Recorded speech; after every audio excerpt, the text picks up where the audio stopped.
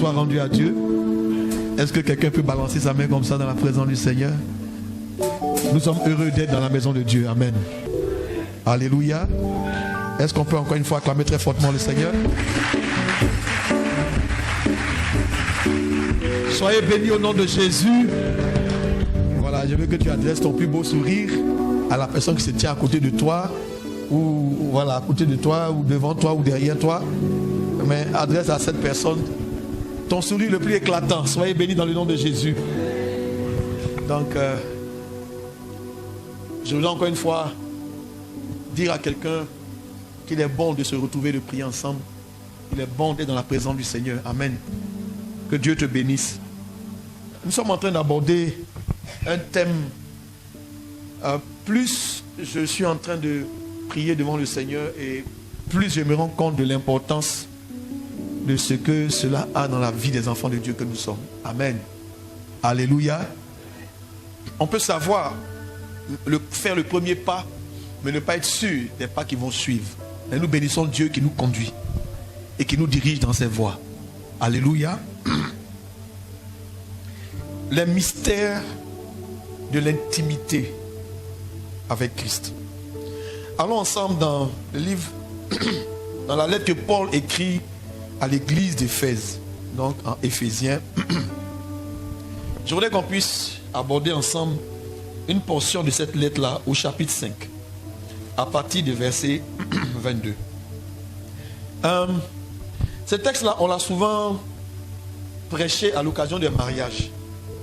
Et il y a quelque chose là, dans ce texte-là que je voudrais faire ressortir, mettre en avant, pour vous parler de certaines vérités qui concernent, n'est-ce pas, notre intimité avec le Seigneur. C'est quelque chose dont il faut parler, et parler avec pudeur peut-être, mais en parler quand même. C'est-à-dire, on va utiliser les mots qu'il faut pour ne pas gêner, pour ne pas déranger, mais il faut en parler parce que c'est très important. Vous savez, quand la Bible dit que quelque chose est grand, il faut savoir s'arrêter un instant et puis considérer cette chose. Je ne sais pas si vous comprenez ce que je veux dire. Le Seigneur Jésus-Christ parlant à ses disciples, il leur disait, c'est à vous qu'il a été donné de connaître le mystère du royaume des cieux. Le mystère. Mais il parle à chaque fois, quand on parle de mystère, c'est jamais accompagné du mot grand. Et j'ai trouvé dans cette épître-là, dans cette portion que nous allons lire, Paul dit quelque part là-bas qu'il y a un mystère qui est grand. Donc si on nous parle d'un mystère qui est grand, il est bon que nous puissions considérer de quoi il s'agit et demander au Seigneur vraiment de nous éclairer. Comme je le dis, je vais en parler vraiment, on devait en parler avec beaucoup de simplicité, beaucoup d'égards, beaucoup de pudeur, mais on doit quand même en parler parce que c'est important. Et le Seigneur dit que c'est quelque chose qui est grand. Si on a raté cette chose, on peut rater le ciel. Je répète, si on a raté cette chose-là, on peut rater le ciel, quoi qu'on ait accepté Christ. Amen. Lisons ensemble. Je vais peut-être lire un peu plus haut pour amener tout le monde à capter donc cette vérité-là. Commençons à partir du verset 22. Femmes, soyez soumises à vos maris comme au Seigneur. Car le mari est le chef de la femme, comme Christ est le chef de l'église qui est son corps et dont il est le sauveur. Ici donc, c'est des conseils qui sont donnés à un couple. Avec comme image le Seigneur Jésus-Christ lui-même. Donc, si je relis encore, on parle aux femmes, après on s'adresse à l'homme. Et on donne un modèle à chaque fois. Comment l'homme doit se comporter, il y a un modèle qui est là. Femmes, soyez soumises à vos maris comme au Seigneur. Car le mari est le chef de la femme, comme Christ est le chef de l'église qui est son corps et dont il est le sauveur. Or, de même que l'église est soumise à Christ, les femmes aussi doivent l'être à leur mari en toutes choses. Et je bénis Dieu pour ce témoignage de notre bien-aimé. Vraiment que Dieu te bénisse. Ça m'aide à rentrer vraiment de plein pied dans ce que je veux dire. Parce qu'elle a parlé de comment elle a été transformée, comment elle continue de la transformer et qu'elle devienne une femme soumise. Femmes, soyez soumises en toutes choses à vos maris. Verset 25. Marie, aimez vos femmes. Marie, aimez vos femmes. Comme Christ a aimé l'église. Et il s'est livré lui-même pour elle. afin de la sanctifier par la parole, après l'avoir purifiée par le baptême d'eau, afin de faire paraître devant lui cette église glorieuse, sans tache, ni ride, ni rien de semblable, mais sainte et irrépréhensible. Donc nous voyons ici le rôle de l'homme vis-à-vis de sa femme, qui doit présenter à Dieu. Donc l'homme a un rôle important d'aimer sa femme et de la présenter à Dieu, d'amener cette femme à changer. Et il dit, c'est ainsi que les maris, voici la manière dont les maris doivent aimer leur femme, comme leur propre corps. Celui qui aime sa femme, il s'aime lui-même. Autrement dit, celui qui n'aime pas sa femme ne s'aime pas lui-même. C'est ainsi que les maris doivent aimer leur femme comme leur propre corps. Celui qui aime sa femme s'aime lui-même. Verset 29. Car jamais personne n'a haï sa propre chair, mais il la nourrit et en prend soin, comme Christ le fait pour l'Église. Parce que nous sommes membres de son corps. Comprenez bien qu'en tant qu'enfants de Dieu, nous sommes membres du corps de Christ. Nous faisons partie du corps de Christ. Et c'est les 3 derniers versets maintenant qui sont importants. Écoutez bien, le verset 31 dit: c'est pourquoi l'homme quittera son père et sa mère et s'attachera à sa femme, et les deux deviendront une seule chair. Et ça, c'est sortir de la bouche d'Adam dans le jardin d'Éden.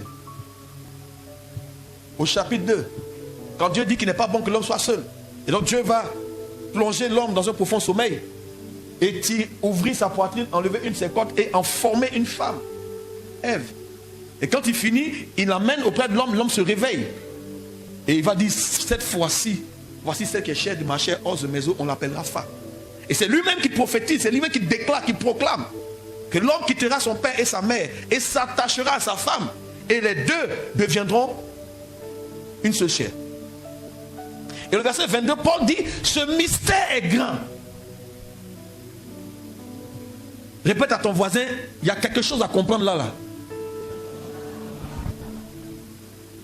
Je prie que Dieu m'accorde la grâce de faire ressortir cette vérité. Parce que quand vous allez rencontrer dans les Écritures, chaque fois que l'on parle de mystère, c'est jamais associé au mot grand. C'est la seule partie où on parle d'un mystère qui est grand dans les Écritures. C'est ici. Et j'ai rencontré encore quelque part d'autre où on parle d'un grand mystère, mais qui est rattaché à la même chose. Et ça m'a mené à comprendre qu'en réalité, il y a quelque chose que Dieu veut nous faire comprendre. Alors, il s'agit de quel mystère? Parce que le verset plus haut, donc le verset 31, il parle, et c'est cette déclaration en rapport avec le mariage. Il dit, c'est pourquoi l'homme quittera son père et sa mère. C'est bien décrit, c'est écrit aussi la même chose dans votre Bible. C'est pourquoi l'homme quittera son père et sa mère, et qu'est-ce qu'il fera? Et s'attachera à sa femme, et les deux deviendront une seule chair. Et la Bible et le Saint-Esprit poussent l'apôtre Paul à écrire juste après cela, ce mystère est grand. Alors, pourquoi ce mystère est-il grand? Alors, l'homme quittera son père et sa mère, s'attachera à sa femme, et les deux deviendront une seule chair. Et Paul dit, ce mystère est grand. Alors, et à la suite, il va dire, je dis cela, c'est ça non? Je dis cela par rapport à quoi? Par rapport à Christ et l'Église. Donc, il y a un mystère en rapport avec Christ et son Église qui est quelque chose de grand. Quelque chose qu'on doit comprendre. Quelque chose qu'on doit saisir. Si on passe à côté de cela, on risque de rater quelque chose qui peut nous faire passer à côté du ciel. Que Dieu ait miséricorde envers nous pour que nous puissions comprendre ce dont il est question. De quel mystère il s'agit? Si il est en train de parler du couple, il donne des conseils à un couple. Ici, il est en train de dire, parlez aux femmes. Les femmes, soyez soumises à vos maris. Et ainsi de suite. Ensuite, il parle aux hommes.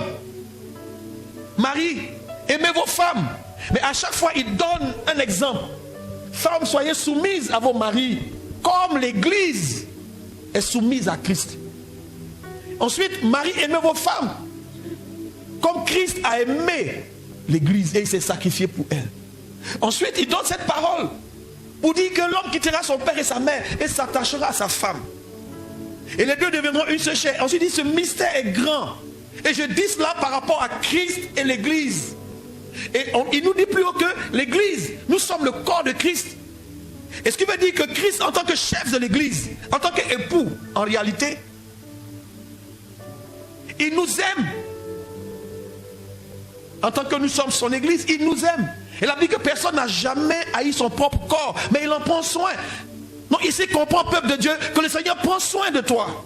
En tant que tu es le corps, tu fais partie du corps de Christ, tu as été intégré par la foi que tu as eue en Jésus et le fait que tu aies accompagné ta foi d'un acte de foi par le baptême d'eau. Tu t'es identifié à la mort et à la résurrection de Christ et que tu veux marcher selon ce qui est écrit, alors tu es introduit dans le corps de Christ, tu fais partie du corps de Christ. Donc dès cet instant, tu bénéficies de l'amour de ton Seigneur. Est-ce que tu peux dire à quelqu'un, ne t'inquiète pas, Jésus t'aime? Est-ce que ça va? Alléluia. Ne pense pas que tu es seul, que tu as abandonné. Non, tu fais partie du corps de Christ. Et parce que tu fais partie du corps de Christ, il ne peut pas t'abandonner. Il ne t'abandonnera pas. Il ne te délaissera pas. Alléluia. Mais parce que tu fais partie de ce corps, toi aussi tu as des exigences. Que tu demandes à Dieu, je veux ceci, je veux cela, oui. Mais tu as aussi des devoirs. Parce qu'en tant que membre du corps de Christ, il y a un fonctionnement dans lequel tu entres. Est-ce que ça va pour tout le monde? Ça peut aller. Dis à ton voisin, tu es le corps de Christ. Maintenant, il donne l'exemple pour aider les couples. Et nous, en tant que croyants, pour que nous puissions comprendre aussi, il parle aux couples, mari et pardon, femmes, soyez soumises à vos maris, comme l'Église est soumise à Christ. Il dit également, mari, aimez vos femmes, comme Christ a aimé l'Église. Mais ensuite, à la fin, il donne ce passage-là pour dire que l'homme quittera son père et sa mère et s'attachera à sa femme. Et les deux deviendront une seule chair. Mais nous savons que lorsque l'homme se marie et qu'il va, la partie où il s'attache à sa femme, cette partie-là, c'est l'intimité. C'est quand l'homme et la femme vont entrer dans leur chambre et avoir ce qu'on appelle des rapports intimes. En ce moment-là, il s'attache à sa femme et ils vont devenir une seule chair. Il y a quelque chose qui va naître de là. Et Paul nous dit ici que c'est un mystère qui est grand. Donc il y a quelque chose à comprendre, peuple de Dieu. Ce qui veut dire que si nous sommes enfants de Dieu, si nous faisons partie du corps de Christ, si nous sommes l'Église, comprenons qu'en tant qu'Église, nous sommes aussi l'épouse. Allons dans 2 Corinthiens au chapitre 11, le verset 2. En 2 Corinthiens au chapitre 11, le verset 2, Paul est en train de dire quelque chose qui est intéressant. Il dit, je suis jaloux de vous. Il montre la jalousie qui peut l'animer. Hein? Au chapitre 11. Oh, si vous pouvez supporter de ma part un peu de folie, mais vous me supportez. Au verset 2, car je suis jaloux de vous d'une jalousie de Dieu, parce que je vous ai fiancé à un seul époux, pour vous présenter à Christ comme une vierge pure. Écoute-moi bien. Est-ce que vous comprenez ce que Paul est en train de dire ici? Paul, je suis jaloux de vous d'une jalousie de Dieu. Donc ce qui m'amène, je suis tellement jaloux parce que je vous ai fiancé à combien d'époux? Un seul époux. Afin de vous présenter comment? Comme une vierge pure. Mais une vierge pure devant son époux. Qu'est-ce que la Bible veut nous faire comprendre ici? Que cette femme-là, cette vierge-là, cette épouse, ne doit avoir de rapport intime avec personne d'autre, si ce n'est son époux. Et c'est parce que quelqu'un comprend cette réalité. Alors la vraie question, avec quoi es-tu intime? Seigneur, où es-tu? On comprend aisément que l'intention de Dieu ici, c'est de nous faire comprendre la dimension d'intimité avec lui. Quelqu'un comprend ce que je veux dire? Je crois que on a, quand on regarde de manière générale, pas aujourd'hui avec la dépréciation des mœurs, il y a beaucoup de choses qu'on voit aujourd'hui qu'on ne voyait pas hier. On est d'accord pour ça? Mais de manière générale, quand un homme veut se marier, est-ce que c'est la femme qui choisit son mari ou bien c'est l'homme qui choisit la femme? Je vous laisse me répondre. De manière générale. De manière générale. Tu es là un beau jour, tu ne sais pas ce que tu as fait, puis quelqu'un vient t'aborder. Je crois que, peut-être pas pour tout le monde, il ne sait pas s'il y a des femmes qui sont allées draguer des hommes, moi il ne sait pas. Mais de manière générale, il y a quelqu'un qui vient vers toi. À un moment donné, même souvent j'entends des femmes qui s'arrêtent avec les mains. Au fait, qu'est-ce que tu as vu en moi-même? C'est ça, non? Mais c'est ce que la Bible dit. Jésus le dit en Jean au chapitre 15, verset 16. Il le dit. Ce n'est pas vous qui m'avez choisi. Hein, si on peut lire dans Jean au chapitre 15, le verset 16. En Jean au chapitre 15, le verset 16. Paul qui dit, qu'on vient de lire, qui dit que je vous ai fiancé. Il parle ainsi aux Corinthiens. Je vous ai amené vers Christ et pas vers quelqu'un d'autre. Je vais vous présenter à Christ comme une épouse, comme une vierge pure. Donc quelque part, la foi même, notre marche avec le Seigneur est considérée comme une relation intime avec celui qui est l'objet de notre adoration. Il faut bien que tu comprennes ça. Parce que beaucoup de personnes ne comprennent pas qui elles sont dans le Seigneur. Alors, vous imaginez un homme qui est marié et puis il vient vers sa femme et n'a pas le temps pour lui. Elle est dans la maison. Elle ne paye pas le loyer, elle ne paye pas le courant, elle ne paye pas l'eau, elle ne paye pas les factures internet, elle ne paye pas la nourriture. Elle mange 4 fois par jour. Elle a son chauffeur, elle a la voiture, elle a tout. Mais au moment du truc là, de l'intimité, elle n'a pas le temps. Ça va durer combien de temps, une telle relation? Vous ne voulez pas me répondre? Quand on lit Jean 15, verset 16, il dit, ce n'est pas vous qui m'avez choisi. Donc le fait que je sois épouse de Christ, ce n'est pas mon choix. C'est lui qui m'a choisi. Tel que je suis, mes pieds bancals, poilus, tête chauve. C'est comme ça qu'il m'a choisi. Je n'ai pas demandé à être là, en train de vous parler ce matin. Mais c'est comme ça qu'il a fait. C'est pas ce qu'il comprend, non? C'est pas quelqu'un qui décide qui fait quoi dans cet endroit-là. Mais il y a quelqu'un qui t'a choisi. Je veux que tu saches avec assurance aujourd'hui que si tu es devenu enfant de Dieu, quelqu'un t'a choisi un jour. Quand il t'a choisi là, ça ne dépendait pas de ce que tu étais, mais ça dépendait de ce qu'il a vu qu'il allait faire avec toi. Parce que l'église, elle a été aimée quand elle était sale, quand elle était dans le péché. Quand le Seigneur m'a aimé, il allait me trouver dans un caniveau, j'étais ivre. C'est là-bas, il allait me trouver. On pissait sur moi, c'est quand on a pissé sur moi que ça m'a réveillé. Moi, je voulais tirer les rideaux parce qu'il dit, mais qui a laissé la lumière ouverte comme ça? Oh, il était il y a 11 heures, j'ai raté final Wassu. Donc, c'est pour vous dire, je sais où Dieu est allé m'enlever. Je ne dis pas ça pour saluer le nom de quelqu'un. Donc, ce n'est pas le choix, mais on t'a choisi. Tu ne peux pas dire, mais moi, il ne savait pas pourquoi. Non, c'est le Seigneur, c'est pourquoi il t'a fait entrer dans sa maison. Pourquoi il a cru en toi? Pourquoi tu crois en lui? Parce que la foi que tu as, c'est une grâce que tu as reçue de Dieu. Tout le monde ne croit pas en Jésus. Plusieurs personnes ont entendu parler de Jésus, mais il y en a combien qui croient en lui? Le fait que toi tu crois en lui, c'est une grâce qu'il t'a fait.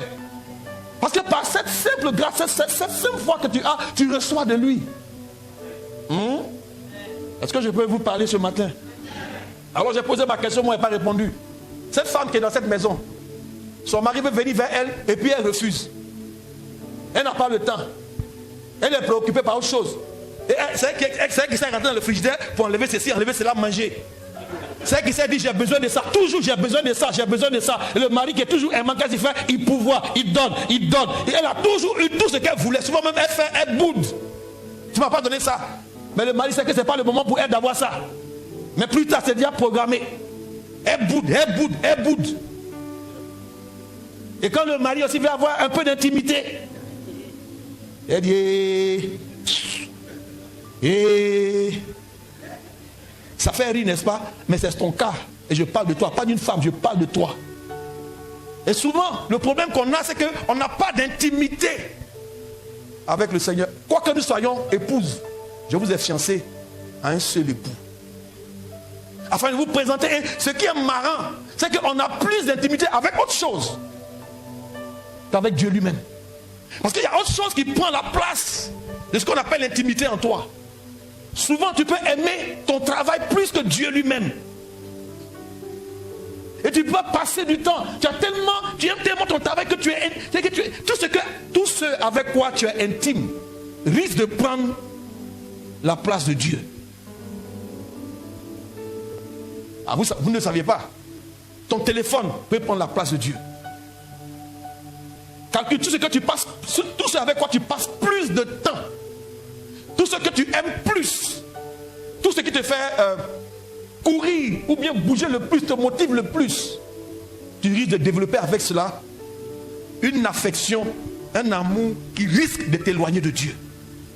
Et souvent, quand on dit qu'il y a des programmes, tu vas voir que tu n'as pas envie de venir. Parce que tu n'as pas vraiment d'intimité avec Dieu. Je ne parle pas de ta vie de prière. J'ai compris que c'est différent. C'est différent. Alléluia. Je ne dis pas pour indexer quelqu'un. Mais Paul, il disait tout à l'heure que ce mystère est grand. C'est quelque chose qui est caché. C'est quoi un mystère? En général, on peut définir un mystère comme une vérité ou une réalité, mais comment? Mais qu'on a caché, qu'on a dissimulé. Quelque part, la Bible dit que la gloire de Dieu, c'est de faire quoi? C'est de cacher les choses. Mais la gloire des rois, c'est de faire quoi?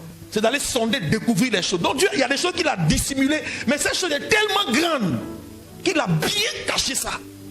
Donc si Dieu permet aujourd'hui qu'on ait un éclairage sur ce qui est grand, qui peut être déterminant pour ta position au ciel, je pense qu'on doit avoir un peu plus d'attention que d'habitude. Je ne sais pas si ce que je dis, quelqu'un me comprend. Vous savez, quand on parle de ces choses-là, on a le sentiment qu'on sait déjà ce que c'est. Mais justement, Dieu a donné l'image de l'intimité de l'homme et de la femme pour nous amener à comprendre. Parce que tout le monde sait ce que c'est. Quand on parle de rapport intime entre un homme et une femme, tout le monde sait de quoi il s'agit. Alors, on est d'accord pour ça? Maintenant, je vais sauter encore pour vous amener dans un autre texte.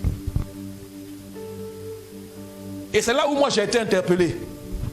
Je crois qu'on l'a lu la semaine passée dans Matthieu au chapitre 7. En Matthieu au chapitre 7, le Seigneur est en train de parler, c'est une partie donc de ce fameux sermon sur la montagne. Il va parler, il va dire beaucoup de choses. Mais au verset 21, il était en train de parler des faux prophètes. Il mettait l'église en garde devant les faux prophètes. Et quelque part maintenant, verset 21, il va dire ceci. Ceux qui me disent, Seigneur, Seigneur, n'entreront pas tous dans le royaume des cieux, mais celui-là seul qui fait la volonté de mon Père qui est dans les cieux. Là, ça commence à être intéressant. Ou ça commence à faire peur. Je vous disais tantôt, la fois passée, je disais ceci, que il n'y a rien qui ne me fait plus peur dans les Écritures que ce qui va suivre là. Parce que c'est la chose qui est irréversible. Et j'ai pas envie, c'est comme une hantise. Seigneur, c'est ma prière. Vraiment, ne me dis pas ça ce jour-là. Quand il dit ceux qui me disent, il s'agit de qui? Quand le Seigneur dit ceux qui me disent, Seigneur. Quand je l'analyse, ça veut dire que ceux qui me disent Seigneur, ça veut dire qu'ils me connaissent. Ils savent qui je suis et ils m'appellent Seigneur. Sinon, ils ne peuvent pas me dire Seigneur s'ils ne savent pas qui je suis. Comprenez bien. Donc quand il dit ceux qui me disent Seigneur, souvent quand on lit, on pense qu'il s'agit des personnes qui sont venues avec un feu étranger. Non, il s'agit des enfants de Dieu, des chrétiens, serviteurs de Dieu, servants de Dieu, enfants de Dieu authentiques. Mais à qui il a manqué quelque chose? Ceux qui me disent Seigneur, Seigneur, ça veut dire qu'ils me connaissent et ils savent qui je suis, ils m'appellent Seigneur. Et ce n'est pas ceux qui me disent Seigneur, Seigneur qui entreront tous dans le royaume des cieux. Mais diantre, écoutez-moi bien. Ça veut dire qu'il y a des gens qui connaissent le Seigneur, mais ils ne vont pas entrer. C'est ce que ce verset dit. Ceux qui me disent Seigneur là, posez-vous la question, c'est qui? Qui peut voir Jésus et lui dire Seigneur? Ce n'est pas un musulman, il ne le connaît pas. Ce n'est pas un bouddhiste, ce n'est pas un féticheur. Mais c'est quelqu'un qui peut regarder Jésus et puis lui dire Seigneur, Seigneur. Mais je vous assure que c'est seulement un enfant de Dieu. C'est toi et moi, ce n'est pas quelqu'un d'autre. Mais il dit, nous tous qui disons Seigneur, Seigneur, on l'a chanté tout à l'heure pendant la louange. On a pu ressentir sa présence. Il dit, ce n'est pas eux tous qui rentreront dans les cieux. Hein? Donc qui va rentrer alors? Demande à ton voisin, vraiment, donc qui va rentrer? Mais cette affaire est compliquée, puisqu'il dit que c'est celui qui croit. Mais je vais vous envoyer dans un autre verset.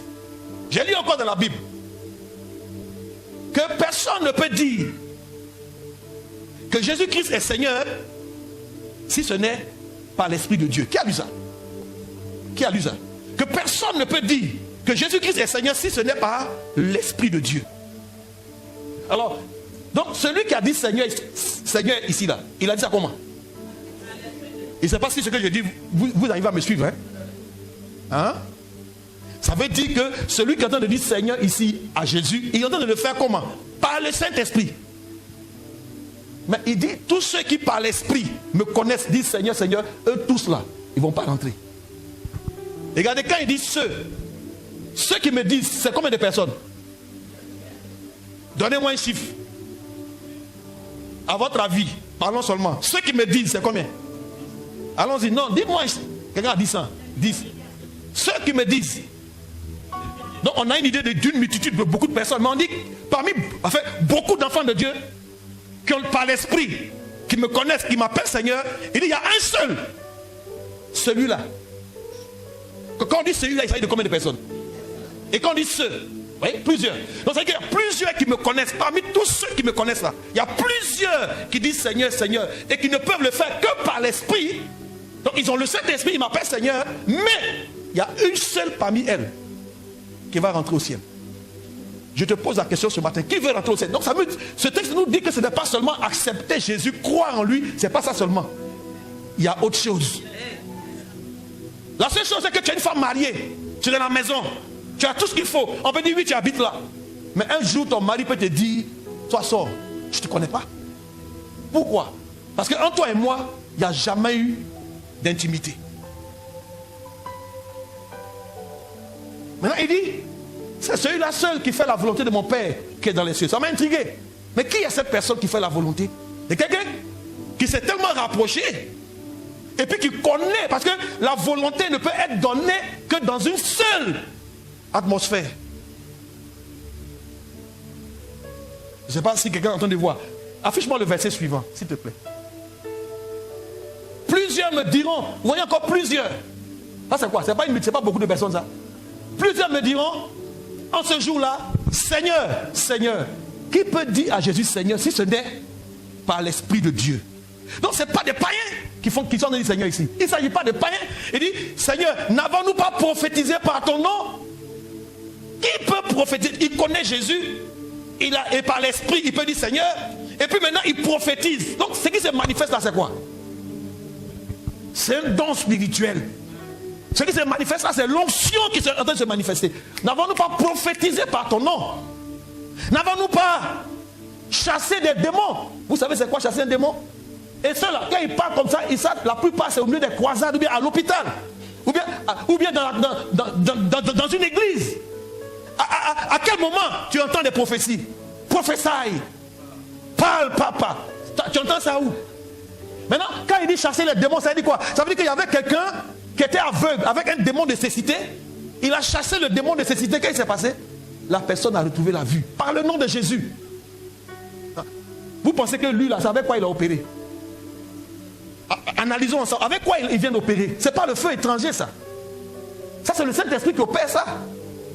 Donc quelqu'un était venu avec un esprit d'infimité, un démon d'infimité. Et puis il appelle au nom de Jésus.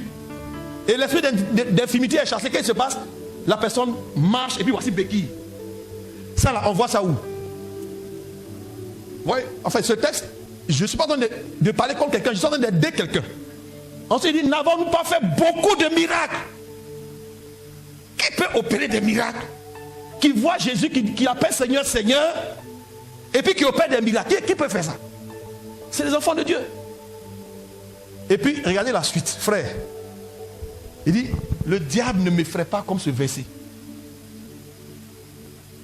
Où est le suivant là? Viens, verset 23. Il faut souligner ça. Dans ta Bible, si rien ne t'a effrayé sur la terre, que toi tu n'as pas peur de quelqu'un là. Au nom de Jésus, aie peur de ça. Aujourd'hui seulement là, dis-toi qu'à partir d'aujourd'hui là, il y a quelque chose qui te fait peur. Ça n'a qu'à être ça là. Je le dirai comment? Ouvertement. C'est pas comme j'aime me cacher. Hein? C'est devant, ça veut dire que tout le monde va savoir. Vis-à-vis, je ne vous ai jamais connu. Retirez-vous de moi, vous qui commettez l'iniquité. Une autre version dit arrière de moi. Dans le livre de Marc ou de Luc, arrière de moi, ouvrier d'iniquité. Aïe. Attends, moi là, Jésus, tu vas me dire que tu ne me connais pas. Et là, tu as menti. Discours de ça ne va pas finir. Yeah. Arrêtez tout ça. Quoi, toi Jésus, tu ne me connais pas? Et cependant, plus il dit, ce n'est pas ceux qui me disent Seigneur, Seigneur. Ça veut dire qu'eux me connaissent. Quand il dit, ce n'est pas ceux qui me disent Seigneur, Seigneur, ça veut dire quoi? Que eux, ils me connaissent ou ils prétendent me connaître. Je leur ai donné mon esprit. Mais cependant, il dit, arrière de moi, retirez-vous de moi. Mais quand tu te retires de Jésus, à ce moment-là, tu es pour aller où? Tu es pour aller où, à votre avis? Il n'y a plus match retour pour dire non Seigneur, donne-moi une seconde chance. Non, c'est fini. Ça c'est au soir de ta vie. On ne te ramène plus sur la terre pour vivre encore. Mais bien aimé, voici le verset qui m'effraie le plus dans la Bible, c'est ça là. Je veux dire à quelqu'un, pour t'encourager, le mot qui est utilisé ici, il faut bien souligner, je ne vous ai jamais connu. Et c'est là que nous tirons le thème, ce dont nous voulons débattre pendant ces temps qui viennent. Et prendre le temps pour bien vous expliquer ça. Ce matin, je voulais que tu comprennes que la Bible dit que c'est un mystère. Parce que le mot qui est utilisé, le mot connaître, quand j'ai réfléchi, est-ce que Jésus n'est pas celui qu'on dit il est omniscient? Jean, il est omnipotent, il est omniprésent, il connaît tout, il sait tout. Mais quand il dit je ne vous ai jamais connu là, donc il est en train de mentir, au fait, Jésus. Toi, Jésus, tu ne me connais pas. Attends, aujourd'hui là, toi, tu ne me connais pas, Jésus. Jésus-Christ de Nazareth, fils du Dieu vivant. Toi, Jésus, en ton nom, j'ai parcouru des villages, j'ai amené plusieurs personnes à toi. Combien de miracles je n'ai pas opéré? Et aujourd'hui, toi, Jésus, tu vas me dire que tu ne me connais pas. Est-ce que quelqu'un voit la scène? Donc, en réalité, le mot connaître ici comprend bien à partir de maintenant pour aller plus loin. Dans ce que nous voulons dire, le mot connaître ici n'est pas relié à le fait du savoir. Le mot connaître ici, je ne vous ai jamais connu, ce n'est pas rattaché au savoir, ce que je sais. Mais c'est rattaché à quoi? C'est rattaché à l'intimité. Et là, on prend plusieurs exemples dans les Écritures. Vous avez le premier exemple, on donne dans le jardin d'Éden. Hein? Adam, vous l'avez lu également. Adam connut Ève et Ève enfanta. Donc il y a un résultat. Donc quand un homme va vers une femme, il y a quelque chose qui se produit. C'est là on dit l'homme quittera son père et sa mère et s'attachera. L'intimité. Également, vous pouvez lire également une autre portion des Écritures qui dit Elkana connut Anne et Anne enfanta. Alléluia. Est-ce que ça peut aller? Donc le mot-clé dans ce texte, au verset 23, le mot-clé là, c'est connaître. Donc, mets connaître là, tu mets égal. Mais tu mets flèche. Rapport intime entre un homme et une femme. Et ce mystère est grand. Pourquoi? Parce que Paul dit que notre relation avec Jésus est semblable à la relation d'un homme avec une femme.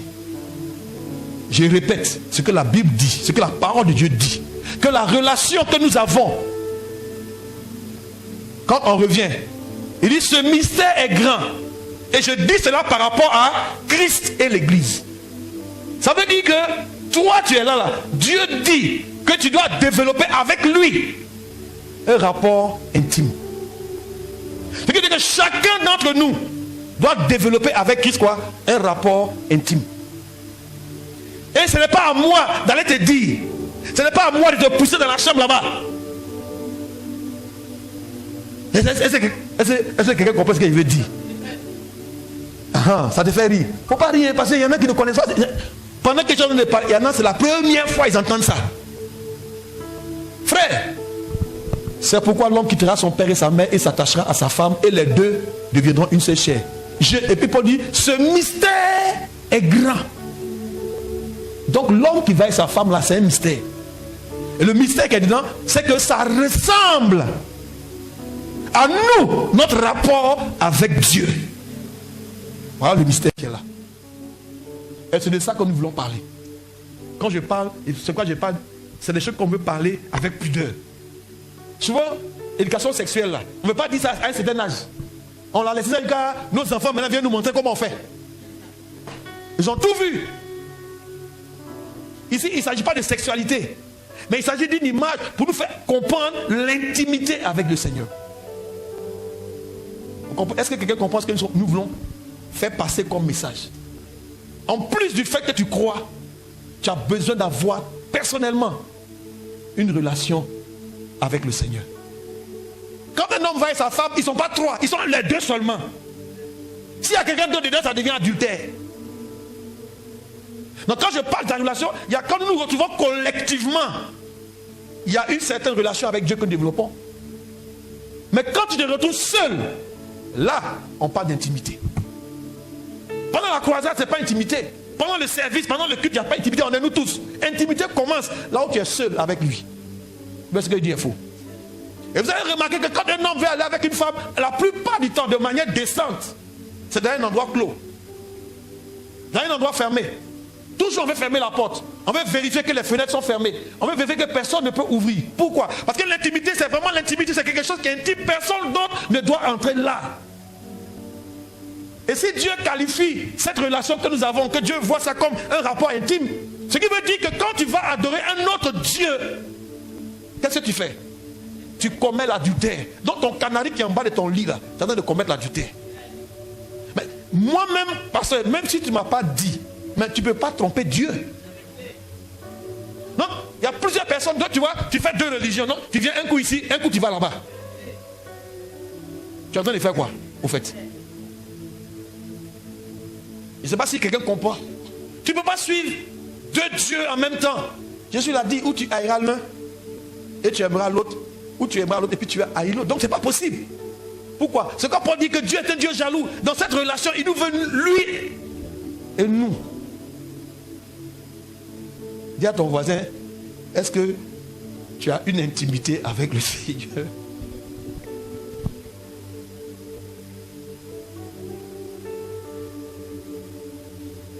Amen, amen, amen, amen, amen.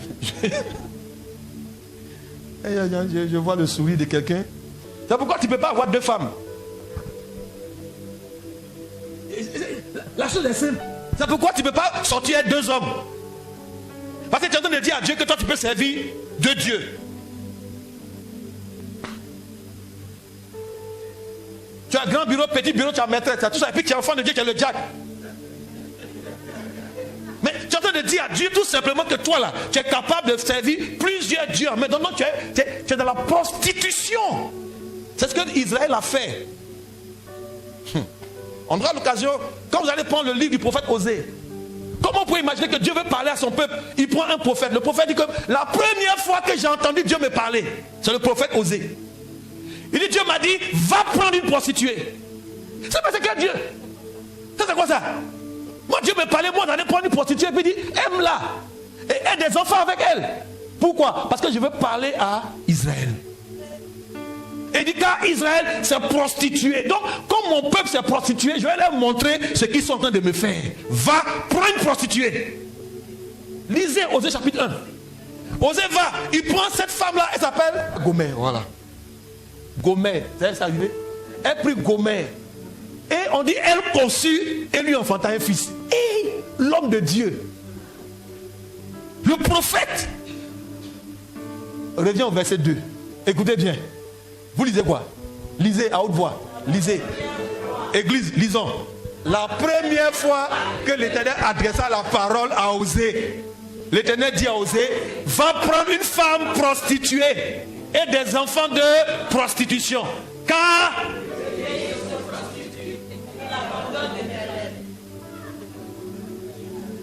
bon, vous pensez que quand Paul dit que c'est un mystère qui est grand, la foi en Dieu, ça va plus que je crois. C'est plus loin que Seigneur, Seigneur. Il dit, va prendre une prostituée et des enfants de quoi? Mais il allait prendre les enfants. Toi viens. Non, non. Toi-même, faut faire. Donc il va prendre une prostituée. Gomer. Son nom est Goulou comme ça. Oui. Et puis il dit, va avec elle. Dieu.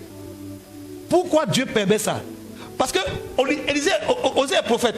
À cette époque-là, tout le monde, tout le peuple reconnaît un prophète par sa vie. On sait que c'est un prophète. Donc, tout ce qu'il fait, on scrute, on regarde et on attend ce qu'il va dire. Donc, ils voient le prophète aller chez une prostituée. Ils se posent des questions. Ils sont scandalisés. Maintenant, je vous pose la question. On dit, elle conçut. Qu'est-ce qui s'est passé? Il y a eu des rapports intimes entre les deux. Quelque chose est né. C'est pas fini, hein? Elle conçut. On dit, donne-lui un nom. Il dit, allons encore. Puis je vais m'arrêter là. Et c'est Dieu qui parle encore. Hein? Et Dieu lui dit, appelle-le Gisraël. Allons doucement. Où Osée est allé avec la prostituée. Moi, ça me fait mal pour lui. Hein? Arrivé là-bas, j'avais dit, Yako, attends. La première fois que Dieu va te parler, la chose qu'il va te dire là, va prendre une prostituée et des enfants de prostitution. Pourquoi? Pourquoi Dieu lui a dit? Parce que le pays fait quoi? Se prostitue. Mais comment un pays peut se prostituer? Comment un peuple peut se prostituer? Eux tous sont allés au bordel ou bien? Qu'est-ce qu'ils ont fait? C'est qu'ils ont abandonné l'Éternel pour aller adorer quoi? D'autres dieux. Et quand le Seigneur voit ça, il regarde ça comme quoi? Comme de la prostitution. Non, pour leur montrer ce qu'ils me font là. Oh, ouais mon prophète. Prophète, viens. Et la première fois, il va entendre Dieu lui parler, il est content comme ça. Sa première expérience. Va prendre une prostituée. Oh. Mais c'est pas là, on en fait, non. Et puis, non seulement une prostituée, mais des enfants. Gisèle est né. Ça fait combien de mois? Et regardez, pendant 9 mois, il est avec qui? Il vit avec une prostituée. Elle accouche. Il donne nom à l'enfant Gisèle. C'est pas fini, hein? Il dit, en peu de temps, je châtirai la maison de Jéhu pour le sang versé à Gisèle. Donc, le nom de l'enfant est une condamnation pour le peuple de Dieu. Écoutez, c'est pas fini, hein? Ils ont eu 3 enfants. Dieu dit, va encore, va encore, va encore. Ils ont eu 3 enfants, je vous ai parlé. Après, vous lisez. Maintenant, je vais parler aux mamans. Quand une femme a eu 3 enfants, jusqu'à elle les a tous sévrés, ça prend combien de temps? Ça prend combien de temps? Ça prend combien de temps? Le minimum là, qu'une femme va avoir 3 enfants, le minimum c'est combien de temps? Le minimum pour qu'une femme ait enfant. Nos mamans d'avant, là, ils avaient enfant. Vous voulez que moi, entre ma petite soeur et moi, il y a 1 an. Entre ma grande soeur et moi, il y a 1 an. Donc c'est une manière de dire que... Ou bien c'est qu'elle dit comment? Non, on peut estimer au plus bas 3 ans. Sinon 4 ans. Pour avoir 3 enfants, c'est vrai. Et on a donné nom à chacun. Ce qui veut dire que pendant 4 années, le monsieur est dans la prostitution. Pourquoi? Parce que le peuple ne s'est pas encore repenti. Pendant 4 ans, ils voient le prophète. Donc il y a un parler de Dieu dans l'attitude et le comportement du prophète, mais le peuple ne comprend pas. Pourquoi? Il est en train de leur dire ici que vous avez abandonné l'intimité avec Dieu et vous êtes tourné vers d'autres dieux que les nations autour de vous adorent. Et Dieu était tellement scandalisé, il envoie son prophète pour aller vers une prostituée. Je prie que Dieu ne soit pas scandalisé contre son église, au point où il va envoyer ses serviteurs de Dieu pour aller chez des prostituées. Cela n'arrivera pas au nom de Jésus. C'est déjà arrivé, à cette époque-là, ça suffit. Mais nous, c'est pourquoi Paul pouvait dire, il dit ce mystère est grand. On va y arriver tout doucement. On aura le temps, on va se donner le temps. Je vais m'arrêter là. Que tu comprennes que c'est tellement important. Quand un peuple abandonne Dieu, c'est tellement important que Dieu même amène son serviteur pour aller chez une prostituée. Et pendant 4 ans, avoir 3 enfants, pour vous faire comprendre que c'est tellement important, notre intimité avec Dieu, que chaque fois que nous... C'est pourquoi ces gens-là, quand on revient dans Matthieu chapitre 7, verset 23, quel je ne vous ai jamais connu, qu'est-ce qui s'est passé? Ils ont abandonné. Voyez, le risque qu'on court, c'est quoi? C'est de recevoir le Saint-Esprit, de recevoir les dons spirituels et ne pas savoir, ne pas faire attention à comment on les utilise. Je crois que le dimanche dernier, je donnais l'exemple du permis de conduire et de la conduite. On peut apprendre à conduire, on peut savoir conduire, mais si tu n'as pas le permis de conduire, tu n'es pas autorisé à conduire. Mais cependant, plusieurs conduisent sans le permis. Cependant, plusieurs manifestent l'onction et les dons spirituels sans avoir d'intimité avec Dieu. Donc ils ne savent pas à quel moment il faut manifester. Ils manifestent le don comme ils veulent. Hein? Je ne sais pas si vous comprenez, si vous voyez la différence. Un exemple. Jésus est devant une piscine et puis il y a plusieurs malades. Qui connaît cette histoire?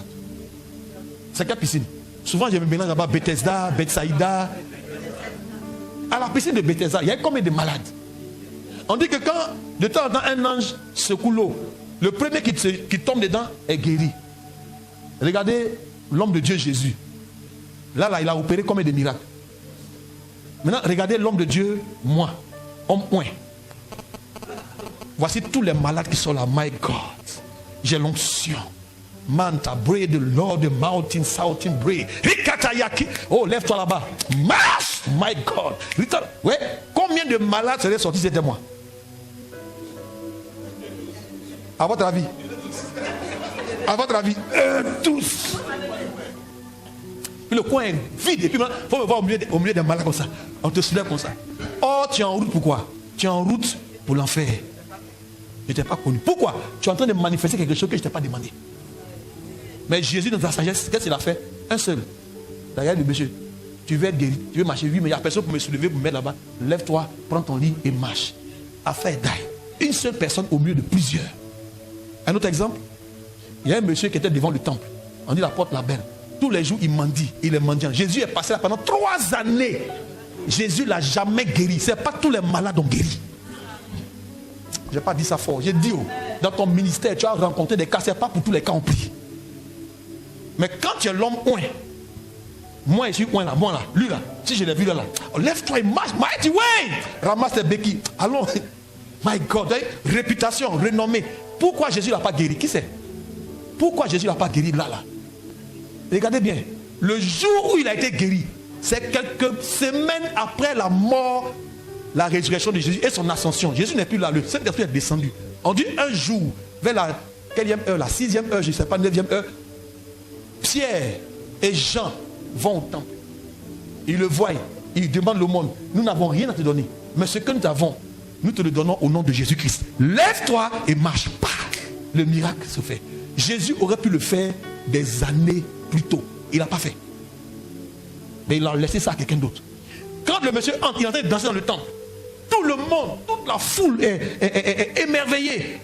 Là, c'est là où Pierre et puis Jean vont leur dire, mais pourquoi vous vous étonnez? Mais cet homme, c'est le nom de Jésus qui a raffermi les jambes de cet homme que vous voyez.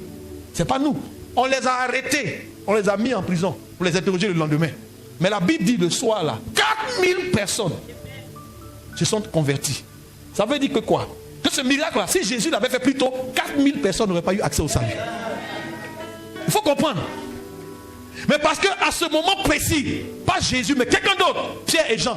Parce que quand l'onction se manifeste, il faut des personnes qui sont conduites par l'Esprit, qui ont une intimité avec le Seigneur pour savoir qu'est-ce qu'il faut faire à cet instant et comment le faire. Sinon, tu peux organiser des croisades et puis tu vas aller en enfer. Et quand on le dit maintenant, on dirait qu'on est contre quelqu'un qui organise des croisades. Non, il faut savoir quand le faire. Il faut avoir l'Esprit de Dieu. Non seulement l'Esprit de Dieu, mais aussi avoir quoi? L'intimité. Est-ce que quelqu'un comprend la différence? Que le Seigneur nous aide à comprendre. Je vais aller un peu plus pas aujourd'hui, mais je vais prendre le temps de bien expliquer. Je vais parler de ces choses en détail. Que tu comprennes que quand vous allez regarder dans l'intimité, on nous demande de prier sans cesse. Quelqu'un a lu ça? On nous demande, la Bible nous enseigne, n'est-ce pas? Priez sans cesse. Priez sans vous relâcher. Mais vous conviendrez avec moi que quand on parle d'intimité, des rapports intimes là, on dit pas, on sait qu'on ne veut pas de rapport intime sans cesse. Sans cesse. 24 heures sur 24. Ça, en moins d'une semaine, tu as déjà bousillé tous tes rêves, tout. C'est pas tous les jours intimité là. Mais ce qu'il dit est faux. Et plus tu prends de l'âge, plus ça va s'espacer. J'ai besoin de parler de notre intimité avec le Seigneur. On dit que c'est un mystère qui est grand. Pour bien comprendre, regarde l'homme et la femme. Vous n'avez rien compris, je vais vous expliquer. Prie sans cesse. Mais intimité là, c'est pas sans cesse. Il y a des moments clés. Pour avoir intimité, on se prépare. Pour prier, on ne se prépare pas. On se lève et on dit, oh Seigneur. Mais intimité, my God, c'est pas la même chose. Quand tu vas voir, quand un homme va avec une femme, il y a quelque chose, il laisse sa trace, il dépose quelque chose. Quand il a fini de déposer, on ne peut plus rien déposer encore. Si quelqu'un dit que c'est faux, il lève la main.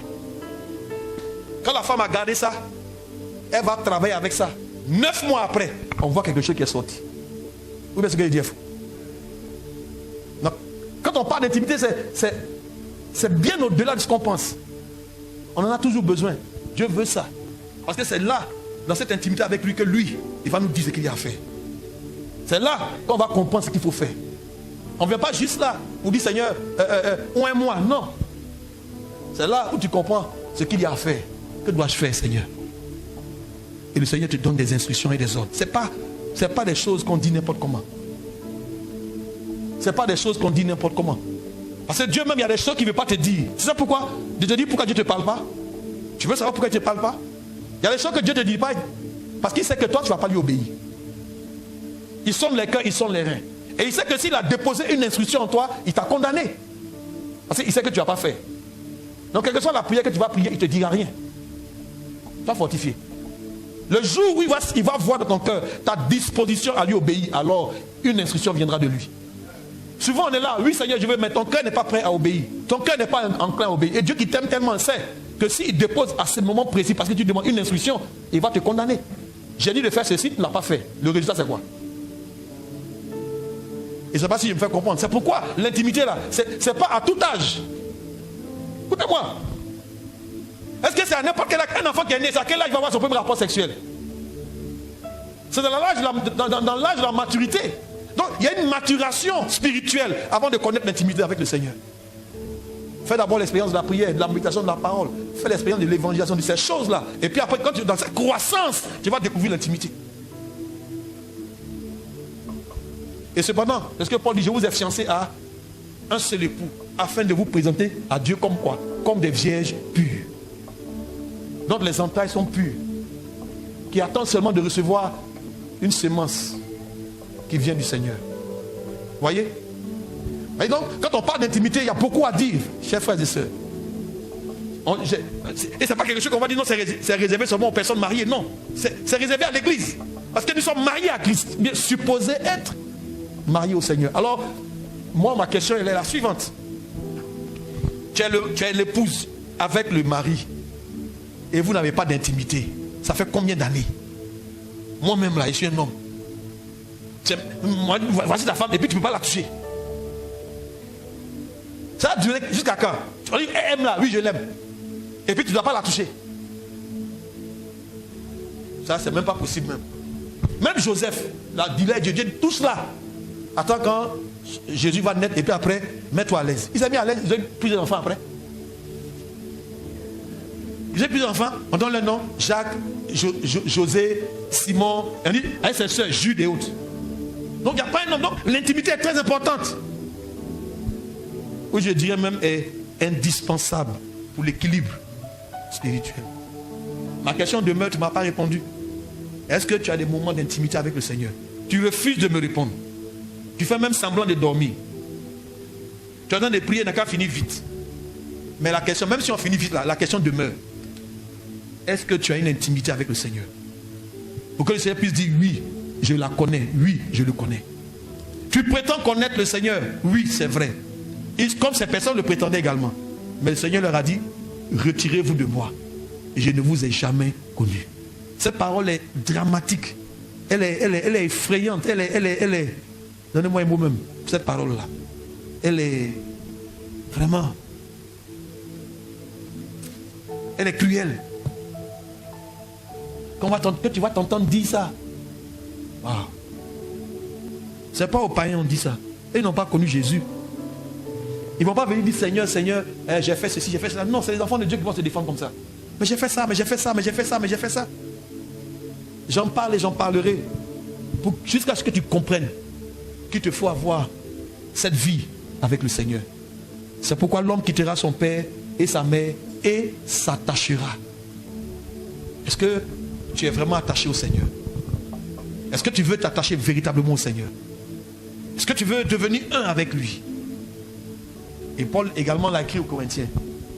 Il le dit, on aura l'occasion de revenir dessus en 1 Corinthiens 6. Celui qui s'attache au Seigneur est avec lui un seul esprit. Voilà l'intimité. Devenir un avec le Seigneur. Comprendre et recevoir en nous toutes les instructions qui sont nécessaires pour accomplir sa volonté. Alléluia. Alléluia.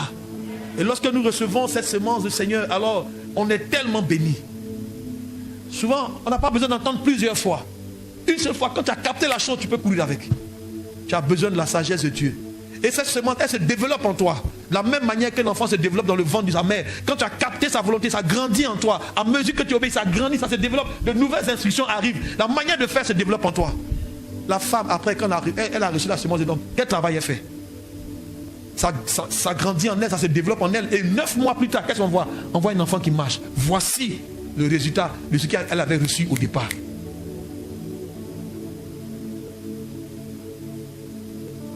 Les personnes qui sont dans l'intimité avec Dieu ont des choses à présenter au Seigneur. Et attendent à chaque fois quelle sera la prochaine étape. J'ai envie de dire souvent, est-ce que quelqu'un qui veut vivre cette intimité avec le Seigneur? Mais ce matin, je ne vais pas dire ça. Je vais plutôt laisser chacun réagir, interagir avec l'Esprit de Dieu. Pour comprendre ces choses-là, tu as besoin de t'enfermer. De trouver un espace, de trouver un moment dans la journée. De trouver un temps dans la semaine. De prendre un moment avec le Seigneur où vous êtes seul. Où tu ne viens pas avec tes sujets de prière. Où tu ne viens pas avec tes requêtes. Mais tu viens simplement pour le Seigneur. Parce que tu veux lui faire plaisir. Parce que tu veux lui faire plaisir. Tu ne sais pas comment me dire, Seigneur, je suis là pour toi. Viens. Viens Seigneur, j'ai besoin de toi. Mais je suis là pour toi. Il y a des moments comme ça où il n'y a pas de sujet de prière. Il n'y a pas de requête, il n'y a pas de... Mais tu as juste besoin d'être avec lui. Et le Seigneur attend ça de toi. Ne viens. Trouve un moment. Prépare-toi, dispose-toi, arrange-toi, organise-toi. Mais trouve un moment. Dans la semaine. Trouve un moment. Dans la journée, trouve un moment. Que tu viens vers lui parce que tu l'aimes. Seigneur, mon âme te bénit. Où ton cœur est disposé à recevoir de lui. C'est toi qui décides. Il ne te forcera pas. Il ne te forcera pas. Mais c'est toi qui dois décider. Tu rentres dans sa présence avec sa parole. Avec ton cœur. Me voici Seigneur. Je suis prêt à tout laisser tomber pour toi. Il est bon. Il est merveilleux. Il est extraordinaire. Et il prend plaisir à ce qu'on se dispose pour lui. Le Seigneur aime ses enfants. Amen. Alors élevons nos voix ensemble et bénissons le Seigneur.